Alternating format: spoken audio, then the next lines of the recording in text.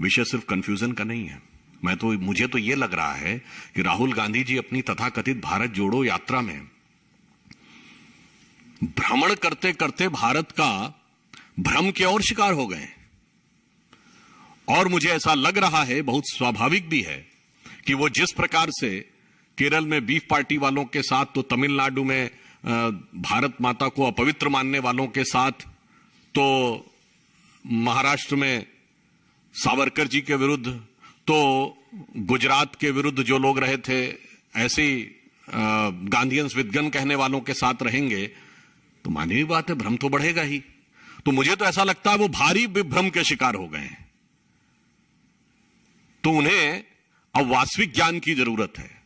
जो कबीरदास ने कहा ना, माया दीपक नर पतंग भ्रमि भ्रम वह पड़ंत, और कहे कबीर गुरु ज्ञान ते एक आधो ब्रंत। तो लगातार भ्रम में पड़ रहे हैं, परंतु आज इस भ्रम में चलते चलते उन्होंने भारत का भ्रम दूर कर दिया। बहुत अब साफ हो गया कि कांग्रेस पार्टी की मंशा क्या है।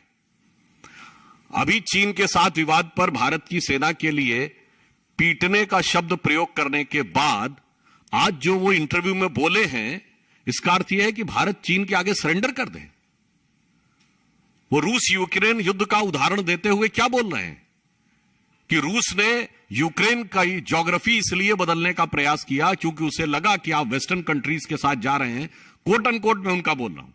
और यही स्थिति चीन और भारत के साथ है, क्योंकि चीन को लगता है कि अगर हम वेस्टर्न कंट्रीज के साथ हैं तो वो हमारा ज्योग्राफी बदलेगा। मान्यवर, आप कहना क्या चाहते हैं? अब आपने किसी प्रकार का भ्रम शेष नहीं रखा। आपने बहुत साफ कह दिया कि जैसे किसी जमाने में आपकी खानदानी रवायत के चलते हुए, भाई भाई का नारा के चलते हमने अपनी जमीन गंवाई थी, आप चाहते हैं कि चीन के आगे नतमस्तक हो जाए भारत। मुझे लगता है कि इस इंटरव्यू को सुनने के बाद सुनने वाले में कोई कंफ्यूजन नहीं बचा होगा।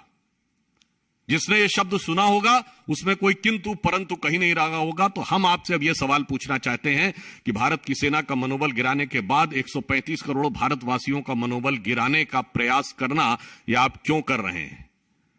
चीन से मिले चंदे के, दान के, एहसान की वजह से कर रहे हैं, या चाइनीज कम्युनिस्ट पार्टी से हुए करार के प्यार की वजह से कर रहे हैं?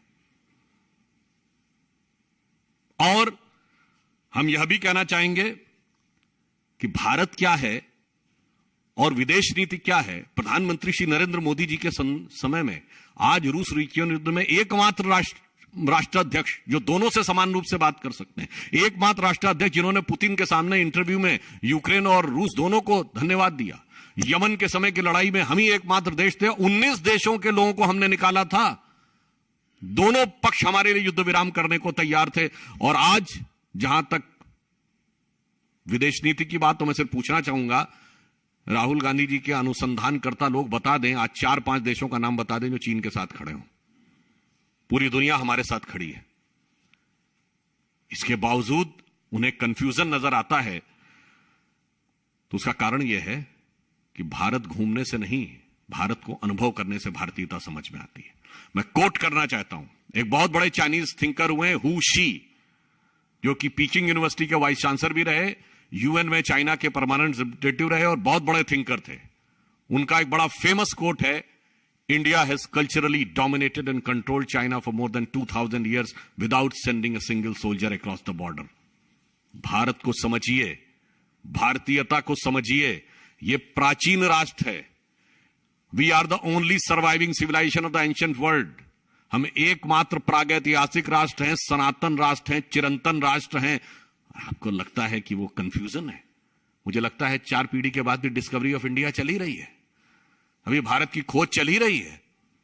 इसलिए हम बहुत दुखी हृदय के साथ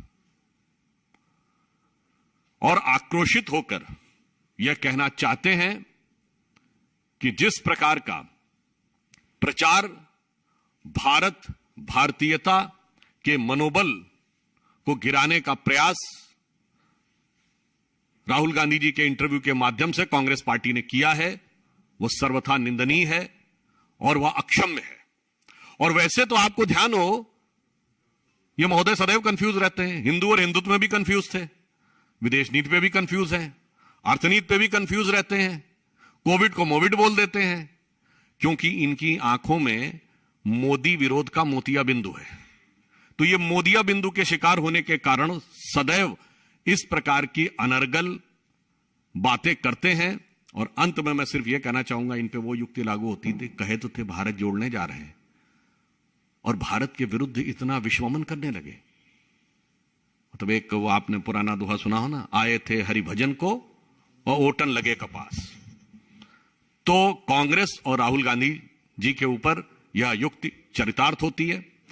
अंत में मैं पुनः कहता हूं कि आपने यह कहकर बिल्कुल अपने मंशा साफ कर दी है कि भारत को उसी प्रकार चीन के आगे समर्पण करना चाहिए जैसे आपके दौरे हुकूमत में होता था। धन्यवाद। वीके न्यूज, राष्ट्र के नाम।